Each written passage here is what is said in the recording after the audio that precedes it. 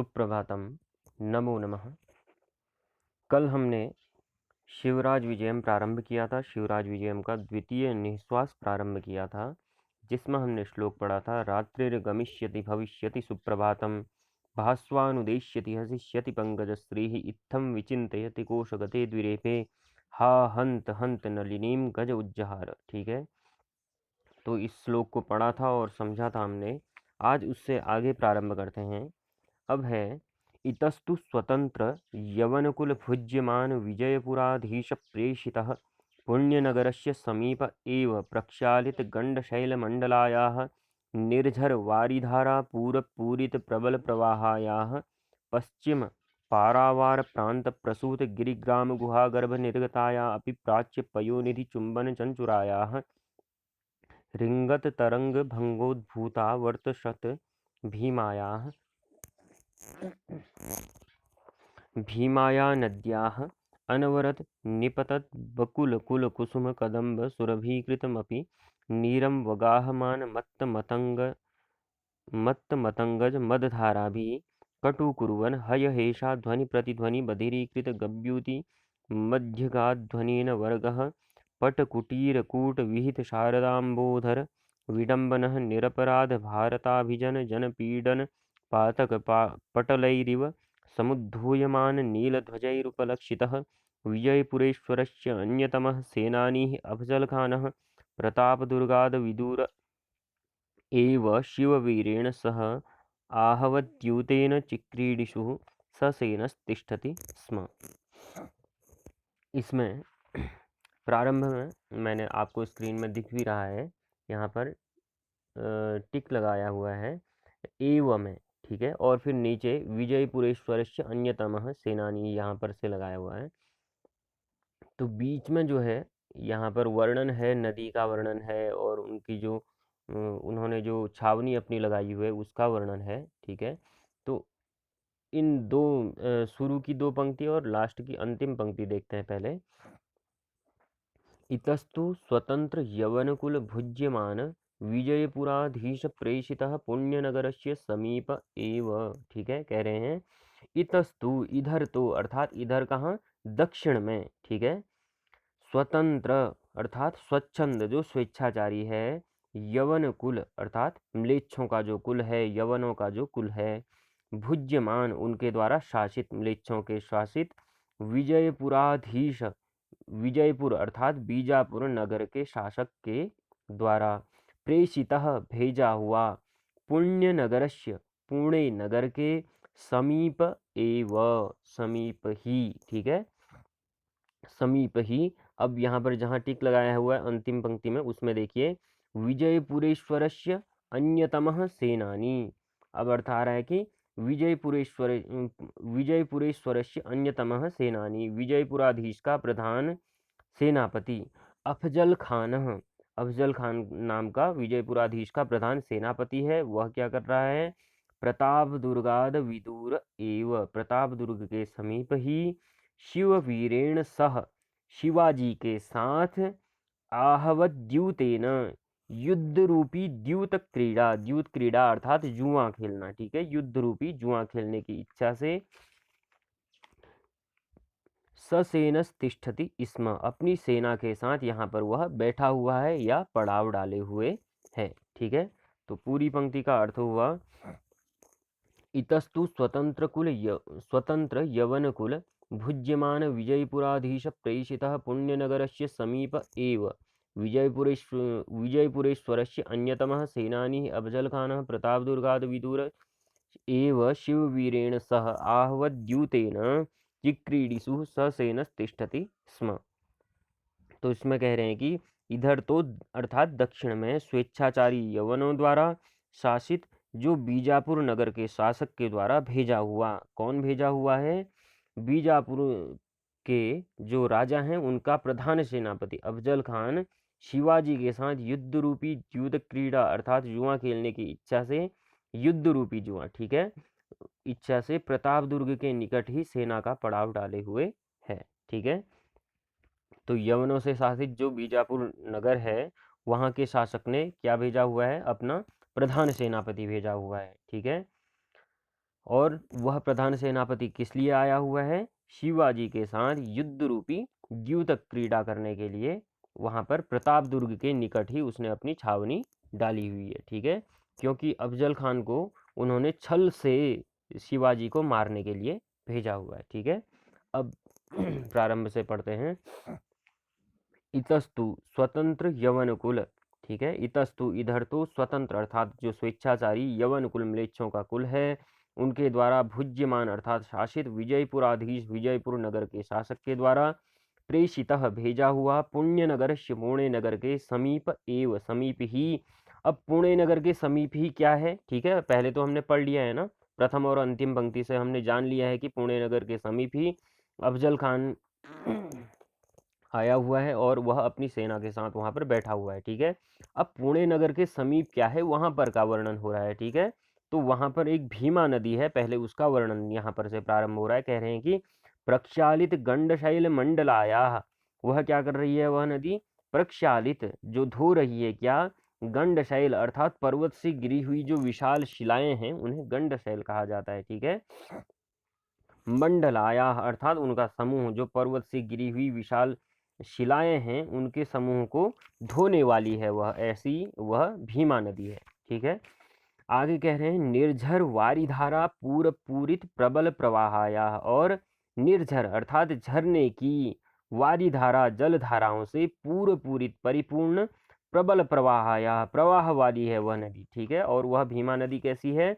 निर्झर वारिधारा पूरित प्रबल प्रवाहाया अर्थात झरने की जल धाराओं से परिपूर्ण प्रवाह वाली है। ठीक है, और वह भीमा नदी कैसी है आगे बता रहे हैं। दो चीजें तो बता दी हैं उसकी भीमा नदी की। ठीक है, पहले क्या बताया कि प्रक्षालित गंड शैल मंडल आया है, वह भीमा नदी कैसी है? वह क्या कर रही है कि पर्वत से गिरी हुई जो विशाल शिलाएं हैं उनके समूह को वह धोने वाली है। और निर्झर वारिधारा पूरित प्रबल प्रवाहाया, और झरने की जलधाराओं से परिपूर्ण प्रवाह वाली है, अर्थात उस नदी में अनेक झरने गिर रहे हैं। ठीक है, जिससे वह परिपूर्ण प्रवाह वाली है, अर्थात उसमें जल हमेशा भरा हुआ रहता है।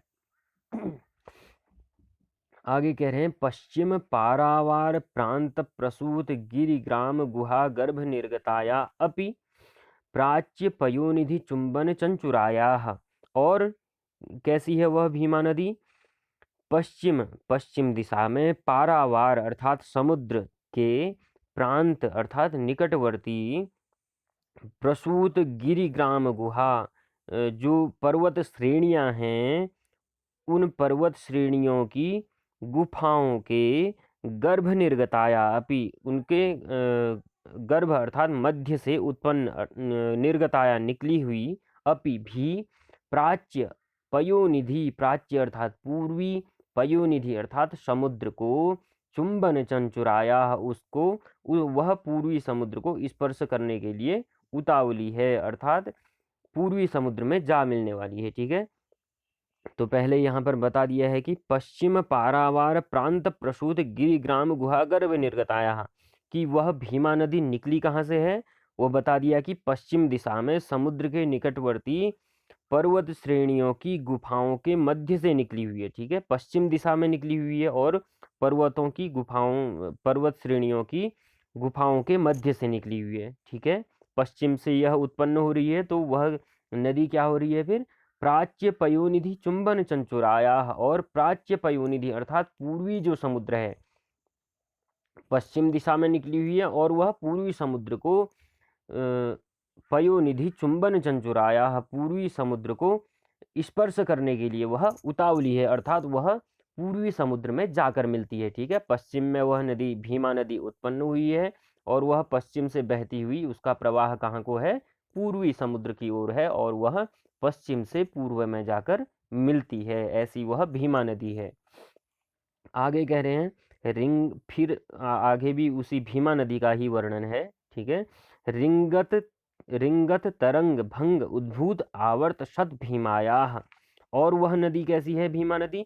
रिंगत अर्थात रिंगत का मतलब है चंचल, तरंग लहरों के, भंग अर्थात भंग होने से। ठीक है, जो रिंगत तरंग भंग उसकी जो चंचल लहरें हैं वो लहरें जब भंग हो जाती हैं अर्थात टूट जाती हैं एक दूसरे से, तो उससे उद्भूत आवर्त शत भीमायाः, उससे उत्पन्न होने वाले आवर्त शत भीमायाः सैकड़ों भंवरों के कारण भीमायाः वह अत्यधिक डरावनी दिखाई देती है। ठीक है, आप लोगों को यदि ज्ञात होगा तो भंवर, नदियों में भंवर बन जाता है, ठीक है, उसमें जिसके कारण नदी अत्यधिक डरावनी लगती है। ठीक है, तो रिंगत तरंग भंग उद्भूत आवर्त शत भीमायाः, चंचल लहरों के भंग होने से उत्पन्न होने वाले आवर्त शत भीमायाः सैकड़ों भंवरों के कारण भीमायाः वह भीमा नदी कैसी दिखती है?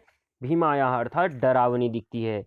फिर कह रहे हैं भीमाया नद्या, ऐसी वह कौन नदी है? भीमा नामक नदी है। ठीक है, अब आगे फिर से बता रहे हैं उसी भीमा नदी का वर्णन। अनवरत निपतत बकुल कुल कुसुम कदम्ब सुरभिकृतमपि नीरम वगाहमान मत्त मतंगज मद धाराभिः कटु कुर्वन्। अब कह रहे अनवरत निपतत बकुल कुल कुसुम कदम्ब सुरभिकृत। अनवरत अर्थात निरंतर, निपतत अर्थात गिर रहे, बकुल कुल कुसुम कदम्ब बकुल के जो पुष्पों का समूह है, ठीक है, बकुल कुल कुसुम कदम्ब, ठीक है, बकुल के जो पुष्प हैं उनका जो समूह उस नदी में गिर रहा है, उस नदी के जल में गिर रहा है, उससे वह जल कैसा हो रहा है? सुरभिकृतम अपि, सुगंधित, सुगंधी कर दिया गया है। ठीक है, सुगंधित, सुरभिकृतम अपि, सुगंधित कर देने पर भी। ठीक है, अब उस बकुल पुष्प की जैसी भी उसकी गंध है, ठीक है, तो उस गंध से वह जल कैसा हो गया है? उससे भी जल से भी उन पुष्पों की जैसी ही गंध आने लगी है। ठीक है, इतना होने पर भी कह रहे हैं सुरभिकृतम अपि, जब उन पुष्पों के गिरने से वह जल सुगंधित हो गया है, फिर भी नीरम वगाहमान मत्त मतंगज मद धारा भी कटु कुर्वन्, और फिर क्या हो रहा है? नीरम उस जल को, वगाहमान अर्थात जल क्रीड़ा कर रहे, मत्त मतंगज मदमत्त, मतंगज अर्थात जो हाथी हैं उनके मद धारा भी, उन मदमस्त हाथियों से जो मद धारा प्रवाहित हो रही है उससे क्या हो जा रहा है? वह जल कटु कुर्वन और भी अधिक कड़वा बनता जा रहा है। ठीक है, एक तो वह जल कड़वा कैसे हुआ? क्योंकि अनवरत निपतत बकुल कुल कुसुम कदम्ब सुरभिकृतम, जो बकुल के पुष्प निरंतर उसमें गिर रहे हैं उससे वह जल कड़वा हो गया। ठीक है, और फिर क्या हो गया? नीरम वगाहमान मत्त मतंगज मद धारा भी कटु कुर्वन, और फिर उसके बाद उस जल में जो मदमस्त हाथी जल क्रीड़ा कर रहे हैं उन मदमस्त हाथियों से जो मद धारा प्रवाहित हो रही है उससे वह जल और भी अधिक कटु कड़वा बनता जा रहा है। ठीक है, आगे कह रहे हैं, अब यहाँ पर तक भीमा नदी का वर्णन पूर्ण हो गया है। ठीक है, अब आगे और वर्णन कह रहे हैं, क्योंकि वहाँ पर जो है अफजल खान आया हुआ है और अफजल खान भी अपनी पूरी सेना के साथ आया हुआ है, तो उसमें घोड़े इत्यादि भी हैं। ठीक है, तो उन घोड़ों का वर्णन कर रहे हैं, कह रहे हैं कि हय हेषा ध्वनि प्रतिध्वनि बधिरीकृत गव्यूति मध्यगा अध्वनीन वर्गः। हय अर्थात घोड़ों के, हेषा अर्थात जो हिन हिनाने की आवाज़ है, घोड़े हिन हिनाते हैं। ठीक है, तो उनकी जो हेषा अर्थात हिन हिनाने की ध्वनि ही जो आवाज़ है उससे प्रतिध्वनि, जो प्रतिध्वनि हो रही है उससे बधिरीकृत गव्यूति मध्यगा अध्वनीन वर्गः, बधिरीकृतः अर्थात बधिर बना देने वाला, ठीक है, कुछ न सुनाई देने वाला, गव्यूति मध्य अध्वनीन वर्गः, गव्यूति मध्य यानी कि गव्यूति का मतलब होता है 2 कोश तक के मार्ग के मध्य, अध्वनीन वर्गः जो यात्री हैं उन सभी को क्या कर दे रहा है? वह घोड़ों की आवाज़ बधिर बना दे रहा है, इतनी वहाँ पर घोड़ों का शोरगुल है। ठीक है, तो हय हेषा ध्वनि प्रतिध्वनि बधिरीकृत गव्यूति मध्यगा अध्वनीन वर्गः, हय हेषा घोड़ों के हिनहिनाने की ध्वनि जो आवाज़ है उसकी भी प्रतिध्वनि ही, प्रतिध्वनि से बधिरीकृत गव्यूति मध्यगा अध्वनीन वर्गः, बधिरीकृतः गव्यूति मध्य अध्वनीन वर्गः, गव्यूति मध्य 2 कोस तक के मार्ग के मध्य में जो अध्वनीन वर्ग हैं, जो यात्री लोग चल रहे हैं, उनको क्या कर दिया है, उन घोड़ों की आवाज़ ने बधिरीकृतः, बधिर बना दिया है, अर्थात अत्यधिक शोरगुल हो रहा है वहाँ पर घोड़ों के हिनहिनाने की आवाज़ से। आगे कह रहे हैं, अब उन्होंने जो अपना पड़ाव डाला हुआ है, उसमें जो तंबू लगाए हुए हैं उनका वर्णन कर रहे हैं कि वह कैसे हैं। पट अर्थात पट कुटीर कूट विहित शारदाम्बोधर विडम्बनः, पट अर्थात श्वेत वस्त्रों से निर्मित, कुटीर जो तंबुओं के, कूट अर्थात समूहों से, शरदाम्बोधर विडम्बनः शरद ऋतु के बादलों का अनुकरण करते हुए से वह प्रतीत हो रहे हैं। ठीक है, वहाँ पर जो उन्होंने तंबू लगाए हुए हैं, अनेक तंबू वहाँ पर लगे हुए हैं, बहुत सारे तंबू लगे हुए हैं, और वह सारे के सारे कैसे लगे हुए हैं, श्वेत वस्त्र के बने हुए हैं। ठीक है, तो श्वेत वस्त्र के बने हुए के कारण कहा गया है कि पट कुटीर कूट विहित, जो पट कुटीर अर्थात श्वेत वस्त्र से निर्मित जो कुटीर अर्थात उन्होंने तंबू बनाए हुए हैं, कूट विहित उन तंबुओं के समूह से ऐसा प्रतीत हो रहा है, शारदाम्बोधर विडम्बनः अर्थात शरद ऋतु के बादलों का ऐसा प्रतीत हो रहा है कि वह तंबू शरद ऋतु के बादलों का अनुकरण करते हुए से वहां पर प्रतीत हो रहे हैं। आगे कहा निरपराध, अब जो है उस सेनानी उनका यवनों का वर्णन आ रहा है यहाँ पर। ठीक है, वह यवन कैसे हैं। ठीक है, तो निरपराध भारताभिजन जन पीडन पातक पाटलैरिव समुद्धूयमान नीलध्वजैरुपलक्षितः विजयपुरेश्वरस्य अन्यतमः सेनानी अफजलखानः प्रतापदुर्गाद् विदुर एव शिववीरेण सह आवद्यूतेन चिक्रीडिषु ससेन तिष्ठति स्म। अब वह यवन कैसे हैं बता रहे हैं, निरपराध भारताभिजन, निरपराध अर्थात जिनका कोई अपराध नहीं है, ऐसे कौन, भारताभिजन जो भारतीय लोग हैं, ऐसे जन लोगों के। ठीक है, निरपराध जो भारतीय लोग हैं उनका पीड़न पातक, उत्पीड़न करने से उत्पन्न, पातक अर्थात जो पाप राशि के समान, पाटलई रिव नील वर्ण की पताकाओं से, नील ध्वजैरुपलक्षितः नील वर्ण की पताकाओं से पहचाने जाने वाला। ठीक है, अब क्या हुआ है, उन्होंने क्या किया है, भारतीय लोगों को अत्यधिक उत्पीड़न किया हुआ है भारतीय लोगों का। ठीक है, तो निरपराध, वह भारतीय लोग कैसे हैं, निरपराध, अपराधी नहीं होते हुए भी उनका यवनों के द्वारा क्या किया गया है, शोषण किया गया है, उनका उत्पीड़न किया गया है। इस कारण से क्या हुआ है, उन्हें पाप पाटलैरिव, वह कैसा प्रतीत हो रहा है, पाप राशि के समान। ठीक है, वह जो यवन है वह पाप राशि के समान प्रतीत हो रहे हैं। पाटलैरिव और पताकाओं और उनकी नील ध्वजैरुपलक्षितः नील वर्ण की पताकाओं से पहचाने जाने वाला। ठीक है, जो पाप राशि है, पाप राशि को नील वर्ण की पताकाओं की तरह बताया गया है। ठीक है, तो उनकी जो नील वर्ण की पताकाओं से वह पहचाने जाने वाला है।